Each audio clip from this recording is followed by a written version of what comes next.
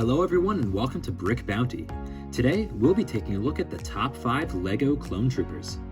In our number 5 slot, we have the Clone Pilot, who was first featured in the 2013 Z95 Headhunter set.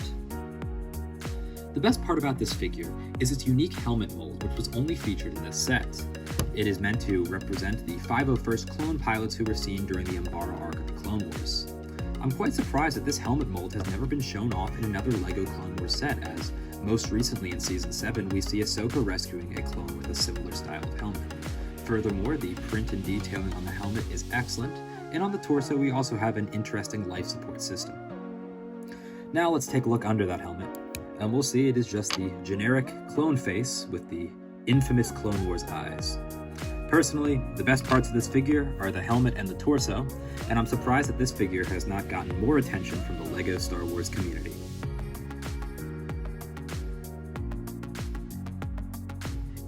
In our number 4 slot, we have the Clone Gunner, who was featured in 2 of the early Clone Wars sets from 2009. Those 2 sets were the phenomenal Republic Venator and the Clone Battle Pack. Personally, this one was acquired from a Clone Battle Pack. There's a few things that make this figure really unique, and the first of which is the Republic insignia and gray and tan printing on the top of the helmet. Even back in 2009, I felt that this detailing was really well done, and I appreciate the extra armor shown on the torso to help absorb the shocks from the large cannons fired on Venators and other Republic vehicles.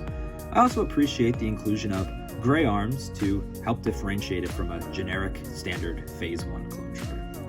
The back does not feature any change from a traditional Clone Trooper, and when we remove the helmet, we'll see it is once again the classic Clone Wars clone face. Another interesting aspect of this figure is how it compares to a more recent version of a Clone Gunner, which was found in the Republic fighter tank with Aayla Secura. Personally, although the new version does have nice detailing on the helmet and is meant to represent a Phase 2 trooper, I still prefer the Phase 1 for its unique helmet print and awesome torso.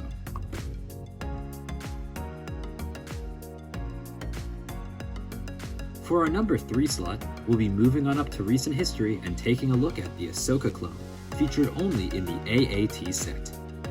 The best part about this figure is once again its unique helmet, which features detailing that mimics Ahsoka. This looks spot on and does a great job at representing the detail on the helmets shown in Season 7 of the Clone Wars. The torso and legs are simply reuses of the 501st torso and legs, which were introduced in the 501st Battle Pack. However, they work very well for the figure and are accurate to what was depicted on screen. On the back, we see generic Clone Trooper printing, but it works well for the figure. Underneath the helmet, we get a look at the updated clone face, which includes more realistic eyes and mouth, and tries to stay away from the Clone Wars style, and I think this works very well for the figure. Overall, I was a big fan of Clone Wars Season 7, and I'm a big fan of this minifigure. However, another interesting aspect of this figure is the fact that it's only been released in the $40 AAT. I can see this one being very popular for army building or designing mocks after Clone Wars, but LEGO has yet to release it in a smaller battle pack or even a larger set that would contain a few of these troopers. In the future, I hope these figures are much easier to get and can be purchased in larger amounts.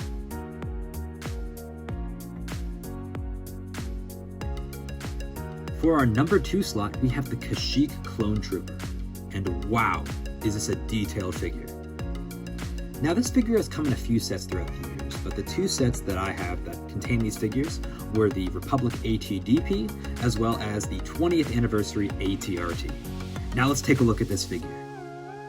First of all, let's start with the helmet, because it is awesome. It looks very similar to a Scout Trooper helmet featured in some of the original trilogy sets, but once we take a look at the detailing, you'll see some of the major differences. The first of which is the fact that it has side printing on the sides of the helmet, which is an amazing upgrade from the Scout Troopers, which have yet to feature such detailing, although they may not need it. And even on the front of the helmet, we see some light camo detailing going over the nose region and these awesome green visors. It overall just has an amazing aesthetic. This pattern continues down onto the armor with the camo and pockets and a printed hip piece, which looks great as it continues on that pocket print. And finally, we have legs of a different color that indicate the fact that this is a different portion of the clone's armor. Overall, the detailing here is just amazing.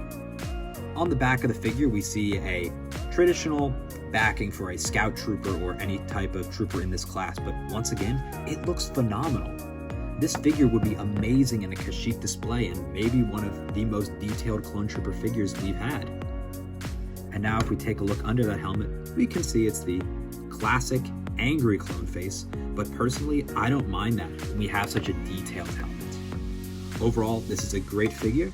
There are many ways to get this figure, and LEGO did a great job.